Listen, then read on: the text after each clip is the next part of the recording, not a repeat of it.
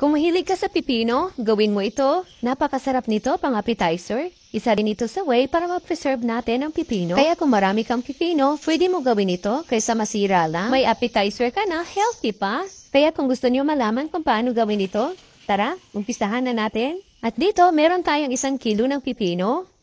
Nahugasan ko na pong mabuti itong ating mga pipino. I-slice lang po natin ito ng manipis. Ganito po kanipis. Mura lang kasi ang pipino ngayon dito. 10 pesos lang ang per kilo. Kaya ang dami naming binili, yung iba pang juice namin tuwing umaga.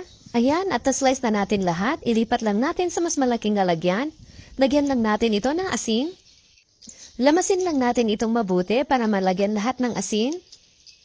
Mga kakusina, ano bang recipe ang nagawa nyo dito sa pipino na talagang nasarapan kayo? Ang dami din kasing recipe na magagawa natin dito sa pipino. At hayaan lang natin itong nakababad sa asin ng 30 minutes. After 30 minutes, hugasan lang natin ito ng 2 beses. At pagkatapos natin itong hugasan, pigaan lang natin. Huwag masyadong idiin para hindi naman magkadurog-durog ang ating pipino.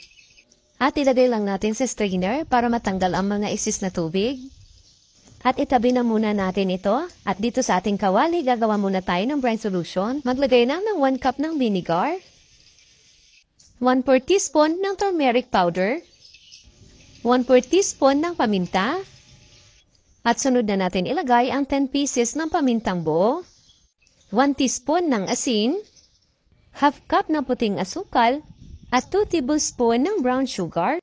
I-mix-mix lang muna natin ito, tsaka natin i-on ang ating stove. At sunod na natin ilagay ang ating bawang at sibuyas. Depende na sa inyo kung gaano karami ang gusto niyong ilagay. Once kumulo na ang ating brine solution, pwede na natin ilagay ang ating mga pipino. Ayan, at i-mix-mix lang natin ito.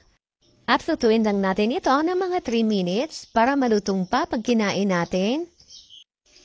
At ayan na, after 3 minutes, pwede na natin ito hanguin at palamigin. At ayan na, may masarap na tayong atsarang pipino. Ang pipino ay pwede rin gawing cake. Gagawa tayo ng cake sa susunod nating video. Takpan lang natin at ilagay lang natin ito sa ref ng overnight. Masarap na ito kainin bukas. Muntik ko nang makalimutan, ito na lang ang natira. Napakasarap kasi, malutong. Kaya subukan niyo na rin gumawa nitong ating atsarang pipino.